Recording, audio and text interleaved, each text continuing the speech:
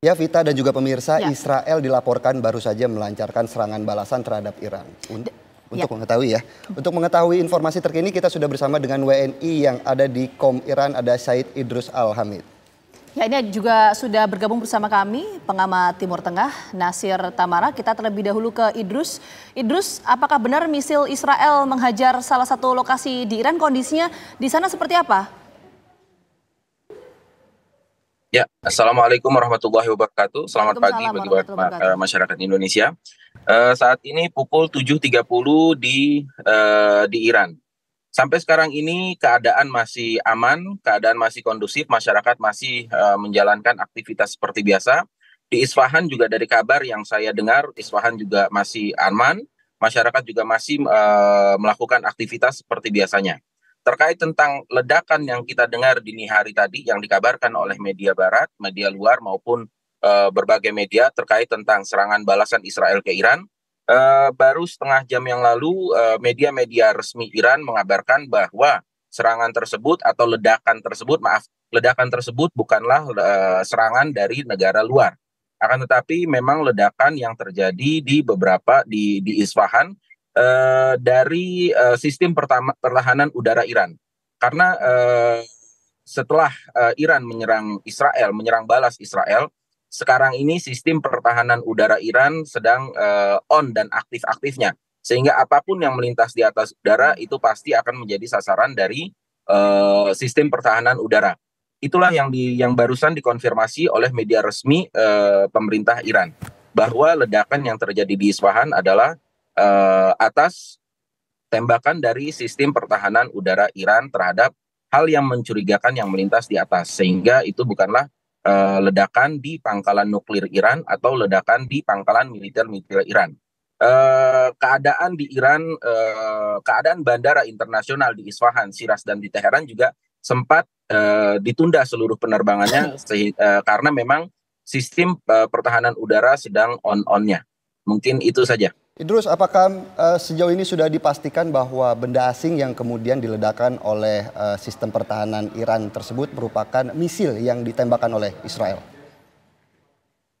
Sampai sekarang belum dikonfirmasi benda asing yang melintas di atas sistem pertahanan udara dan ditembak oleh sistem pertahanan udara di Isfahan itu apa. Sampai sekarang masih belum dikonfirmasi apakah itu adalah misil ataukah itu hanya sekedar burung atau drone kecil yang melintas. Oke, ini masih belum dikonfirmasi, tapi sejauh ini sikap dari pemerintah setempat di Iran seperti apa dengan kondisi adanya ledakan ini? Meskipun tadi Anda sampaikan ini bukan ada di wilayah nuklir Iran ya?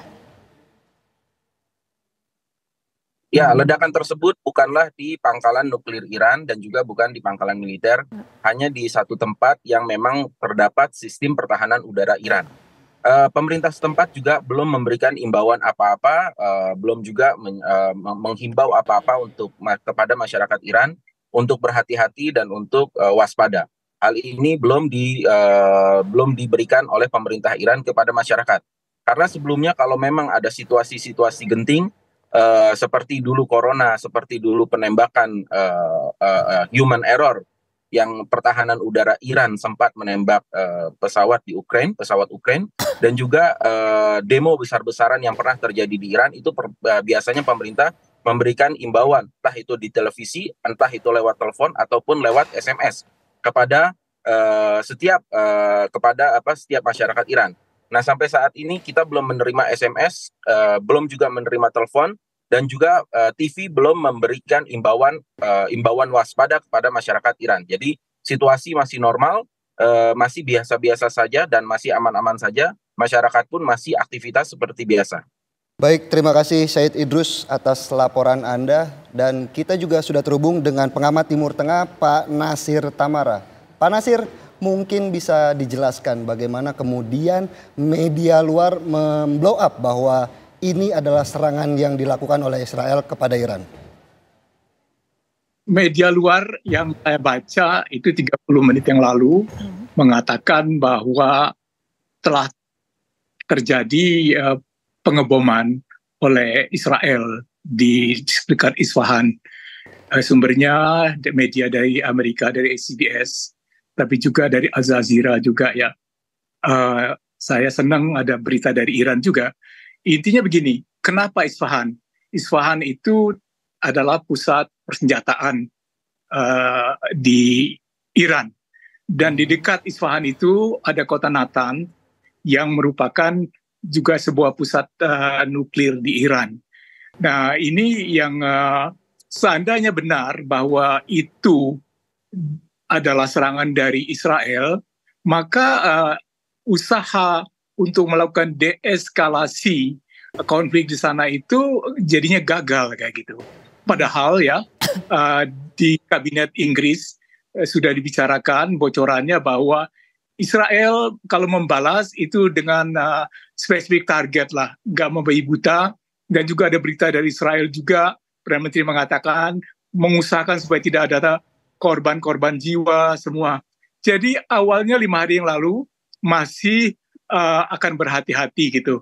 Tapi kalau kejadian pagi ini memang betul-betul dikonfirmasi oleh Iran, oleh Amerika Serikat dan pengamat independen, ya mungkin saja muncul dalam beberapa jam ini akan lebih jelas lagi. Maka kita bisa katakan bahwa bila eskalasi memuncak gara-gara serangan ini, maka sebuah perang yang lebih besar itu bisa saja terjadi antara Israel dan Iran. Oke, tapi sebelum kita ke pertanyaan selanjutnya mungkin saya ingin mendalami Pak Natsir. Jadi artinya apakah kemudian kondisi yang kita lihat per hari ini, apakah ini menurut Pak Natsir adalah sebuah aksi serangan balasan dari Israel ke Iran atau seperti apa? Saya rasa kalau kita melihat bahwa awalnya itu pemerintah Israel dan Amerika Serikat dan anggota NATO yang mendukung Israel meminta supaya dilakukan Israel hati-hati jangan membuat sebuah perang terjadi kan. Kalau memang ternyata itu terjadi serangan karena Perdana Menteri Netanyahu yang memerintahkan kepada militer untuk melakukan serangan, maka ini akan mengubah peta sama sekali. Jadi deeskalasi tidak terjadi, yang terjadi adalah eskalasi. Ini sedang kita tunggu. Dan ini kalau kita lihat serangan strategisnya itu dilakukan di kota Isfahan yang sangat strategis, itu kan bukan sebuah pesan bahwa yang diserang itu adalah pusat militer dan juga tidak jauh dari tempat nuklirnya Iran. Dan memang salah satu target dari yang saya dengar ya adalah menyerang pusat-pusat militer di Iran dan juga termasuk pusat nuklirnya. Itu yang direncanakan oleh para jenderal di Israel.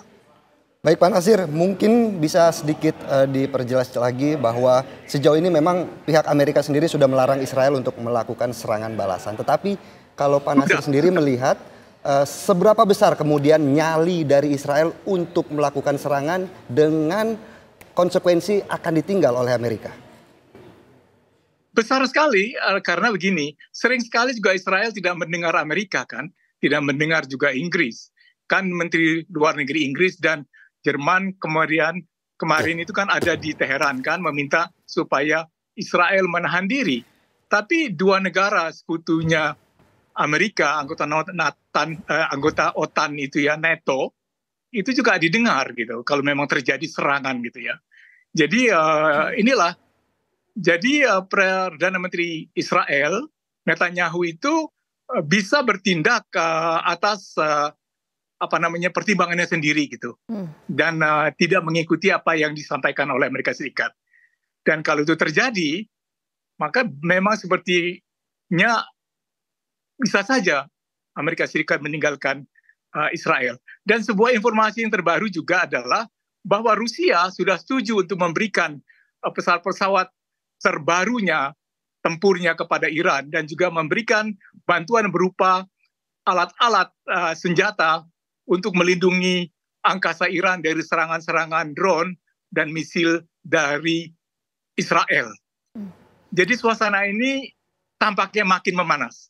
Oke, tampaknya makin memanas. Iya, tadi Ya, resikonya adalah hubungan antara Israel yang menjadi sekutu dari Amerika Serikat ini akan terganggu. Tapi sebelum ke sana, Pak Nasir, kita ingin mendalami dulu. Tadi kan sempat ada laporan yang disampaikan oleh rekan kami atau warga negara Indonesia di Iran bernama Idrus yang menyampaikan bahwa sikap dari pemerintah Iran sejauh ini tidak memberikan imbauan kepada warga untuk berhati-hati dan lain sebagainya. Apa yang bisa dibaca dari pernyataan sikap pemerintah Iran di tengah situasi saat ini?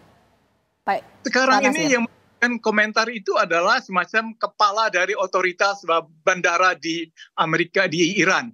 Jadi belum ada seorang jenderal atau apalagi panglima perang atau juru bicara militer di sana yang mengkonfirmasi, yang mengatakan itu semua.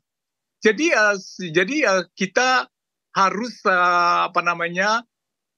melihat lebih jauh nih ya. Kita harus memantau lebih teliti lagi dan lebih dekat lagi.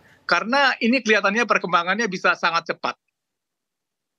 Seharusnya dalam diplomasi gini, itu perlu waktu 2 minggu lah kira-kira supaya ada tindakan balas atau tidak dari sebuah negara yang pernah diserang gitu. Tapi ini baru 5 hari, tanggal 14 dan sekarang 19, itu sudah terjadi sesuatu yang diperkirakan serangan dari Israel terhadap Iran. Dan ini kan menunjukkan bahwa suasana makin memanas di Timur Tengah.